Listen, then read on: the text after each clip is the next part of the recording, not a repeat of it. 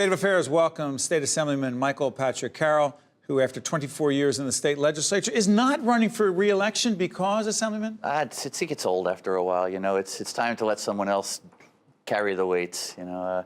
There's only a limited number amount of time you can bang your head against the wall and not get anything done. What works, what doesn't work down there in the State House? Well, again, if you're in the minority, nothing works. And, you know, one of the problems with being in the minority is there's nothing so impotent in all of humankind as a legislative minority. So being the Republican in a Democratic legislature? Not a good thing. And even when you come up with a good idea, they always steal it, which, of course, at the end of the day, if you don't care about getting credit, you can get some things done. What's interesting about it is that there's some degree of bipartisan cooperation down there, but I'm curious about this. The tone and tenor, you're a fascinating person to talk about this, the tone and tenor of politics in this nation. You've always been a gentleman. You've always been respectful and courteous. Don't let that get around. No, it's true. It's true, Assemblyman. I'm asking you, are you concerned about the tone and tenor of political discourse in the nation?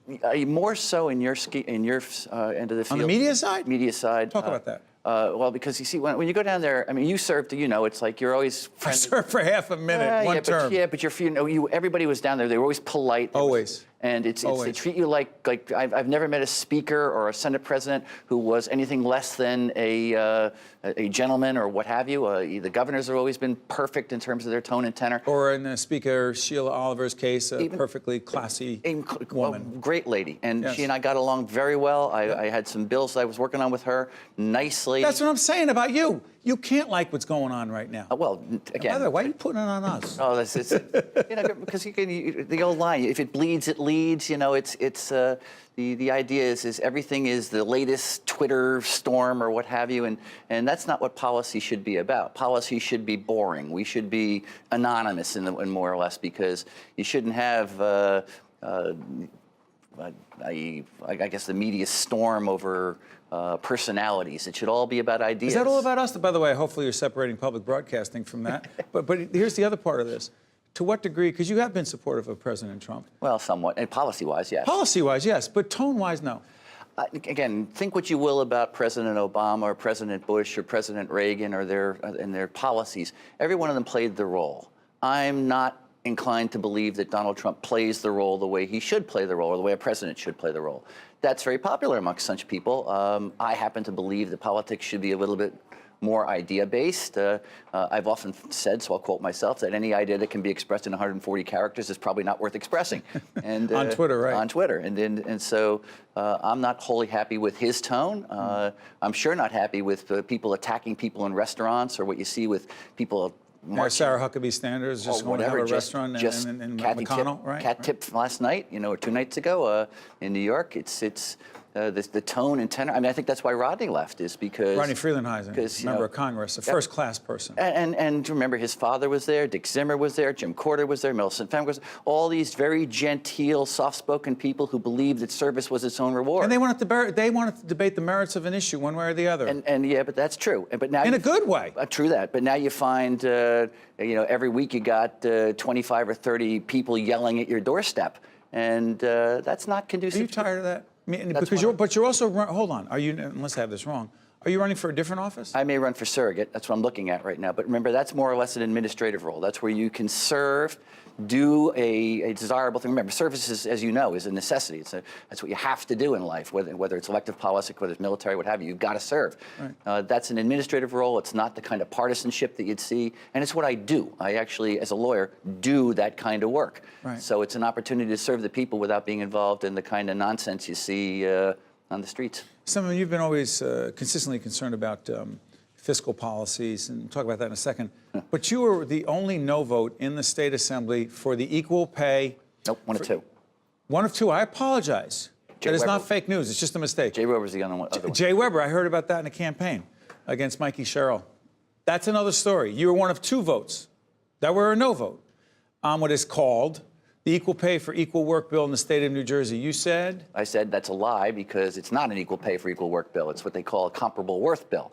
Equal pay for equal work has been the law since 1963. Well, then why do women get paid less on the dollar than a man for the same job? They don't. And Assemblyman. if they do, they can come to me, we'll sue, and everybody will make a lot of money. What this is... Well, why shouldn't it be government policy, respectfully? The whole point is, I mean, the Star Ledger, for example, did a survey. They said they went to every hometown, they said, do women get paid less than men? And they said, yeah, they do, as a group thing. Yes. Because women are secretaries and men are cops. If you're a secretary, you want to get paid what a cop makes, go become a cop. It's not discrimination on the basis of sex, it's job discrimination. So, jobs are paid You think less. it's the job thing. So if there was an executive producer here at public broadcasting, a woman, executive producer happens to be a man, they're comparable in their ability to perform. You don't believe that that woman should be paid a penny less than the guy. Of course not. So you don't actually think this pay the bill had lack of equity issue exists? No, it's not. It's a myth.